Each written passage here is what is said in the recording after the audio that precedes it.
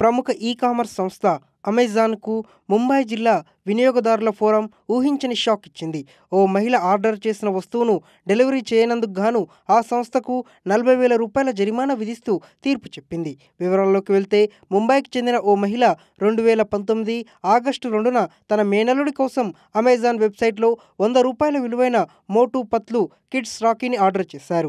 August 8 నుంచి 13వ తేదీ మధ్య రాఖీని డెలివరీ చేస్తామని అమెజాన్ ట్రాకింగ్ ఐడీలో కనిపించింది. అయితే అమెజాన్ చెప్పిన తేదీల్లో రాఖీ డెలివరీ కాలేదు. ఆ మరుసటి రోజే రాఖీ కోసం చెల్లించిన రూ. 100 ఆమె బ్యాంక్ అకౌంట్‌లోకి రీఫండ్ అయ్యాయి. దీంతో తీవ్ర అసంతృప్తికి గురైన ఆ మహిళ తనకు జరిగిన అన్యాయంపై వినియోగదారుల ఫోరంలో ఫిర్యాదు చేశారు. ఈ ఫిర్యాదును విచారించిన ముంబై జిల్లా వినియోగదారుల ఫోరం అధ్యక్షుడు సమీందర్ ఆర్ సుర్వే, సభ్యుడు సమీర్ కె కాంబ్లేతో కూడిన ధర్మాసనం అమెజాన్ వైఖరిని తప్పుపట్టింది. రూ. 100 విలువైన రాఖీని ఆర్డర్ తీసుకున్న అమెజాన్ సంస్థ దానిని నిర్ణీత గడువులోగా అందించడంలో విఫలమైనందుకు, ఆర్డర్‌ను రద్దు చేసినందుకు అమెజాన్ సంస్థ బాధితురాలికి రూ. 40,000 జరిమానా చెల్లించాలని ఆదేశిస్తూ ఉత్తర్వులు జారీ చేసింది.